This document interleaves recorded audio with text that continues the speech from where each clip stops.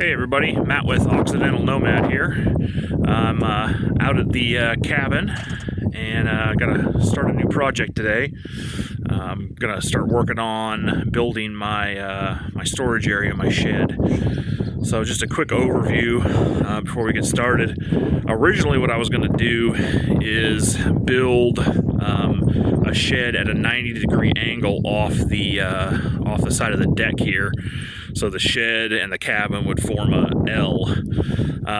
But I decided to do this a little differently. For one, it gets really windy out here and the shed's going to be fairly narrow. We got a really good north wind right now, and that wind would be blowing like this direction against the wall of the shed. And these, neither the cabin or the shed are going to be on concrete piers or anything like that. Well, down in the ground, I mean. They're just on pier blocks. So the cabin at 10 by 20 is big enough to buck the wind, but I was a little worried about the shed.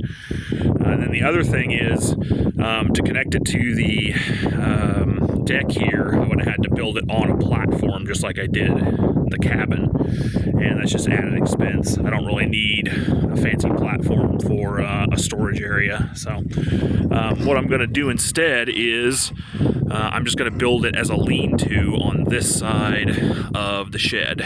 So for heights here, the platform is about 18 inches above the ground, and then on the cabin I've got they're 8-foot walls, and then the riser on that side is an additional 18 inches.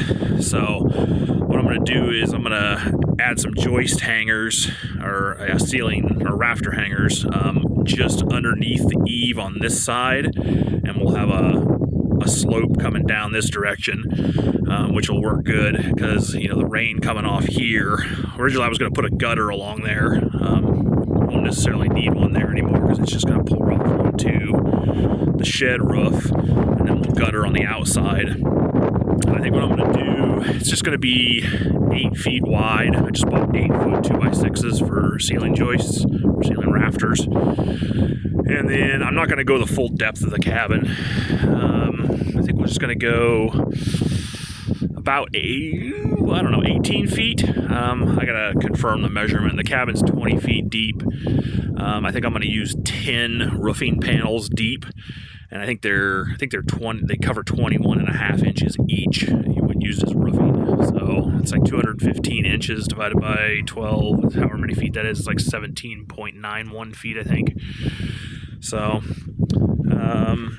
yeah. So on the front there'll be a little dent in before the shed starts, and then on the back it won't quite reach all the way to the back. But that's also going to work because my rain collection system is going to be at the back end of the shed. So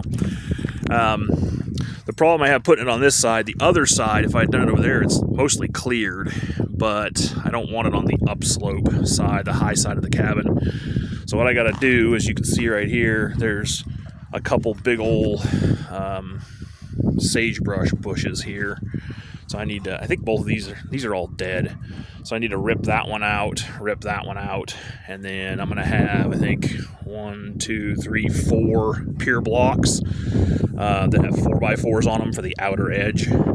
So I just got to clear that brush out of there and get a spot 8 feet out that those pier blocks will run. So that's where I'm sitting right now. I don't know if I'm going to get too much started on this today. The next clip may be from tomorrow. It's a little windy today and I've got some prep to do. So yeah, we'll see you on the next one. All right, it's the next day and I've made a little bit of progress. Let's see here, I've got 2 rafter hangers up on that end. Oh, sorry about the wind. It's pretty bad out here right now. 2 on that end. You'll notice there's no ledger board up there.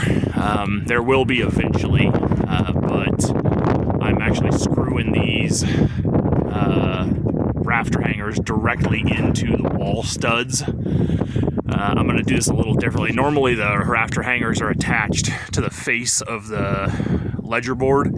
I'm actually going to put a ledger board underneath those rafter hangers. It actually increases the strength. So you've got nails and screws holding the hangers on, and then you've also got a ledger board below that with more nails and screws, so it kind of doubles up the fasteners.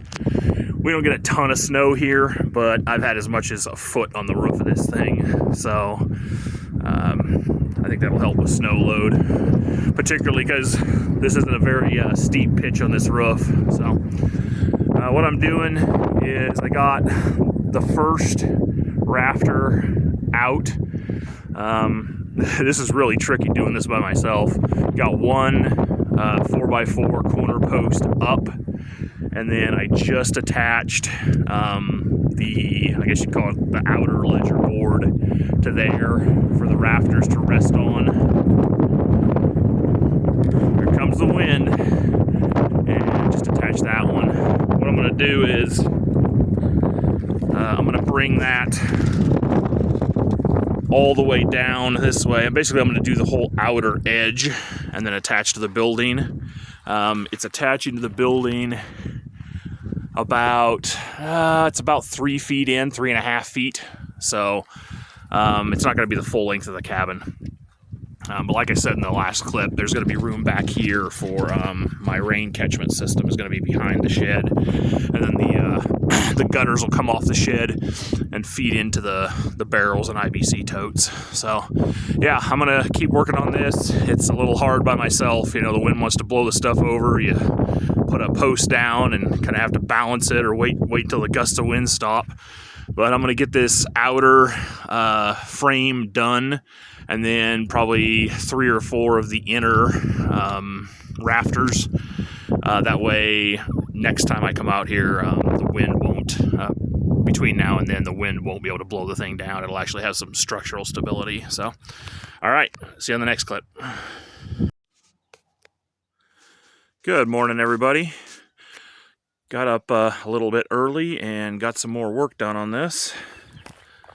So I've got pretty much the whole outer run up. There's only 3 rafters in so far, the 2 outer ones and 1 middle one for some extra support. So I was originally gonna do 4 legs, 4 vertical posts, but that was kind of determined by how long my run was, and I just decided to do 16 feet. So 2 8-foot long boards for 16 feet deep. That leaves me 4 feet extra of the cabin beyond the end. So I just put those 2 bottom runners on, and I think all I'm going to have time for before I got to leave this afternoon is to get a bunch more rafters in. So once those rafters are in, the next trip I can put my additional runners across here for the siding, and then I got to decide how I want to frame in the ends. So the back will just be a solid wall, I believe, and then I'll have a door up front here. So yeah, that's the progress so far this morning. I'll show you guys what it looks like after I get some more rafters in. All right, it's about noon here, just before noon, and I think I've got about as much as I'm going to get done this weekend. We got, let's see here, 1, 2, 3, 4, 5, 6 roof rafters in. I added a couple, some 2x4s as cross members here on the side. There'll be more of those added later to attach the siding to, and I think I have 6 more rafters that need to go in later. 1, 2, 3, 4, 5, yeah, I think 6. So this should be stable enough to buck the wind until I get over here. There's not a lot of surface area for the wind to blow it around. So yeah, I guess it's gonna work. It's starting to rain just a little bit out here. There's a little bit of blue, but there's a little bit of clouds too. So got most of the things packed up in my van ready to go. I'm gonna get the rest out of the cabin here, and I think we're good to go. All right, thanks for watching, everybody. Like, share, and subscribe. This is just part 1 of the lean-to shed build, and we'll see you on the next one. Bye.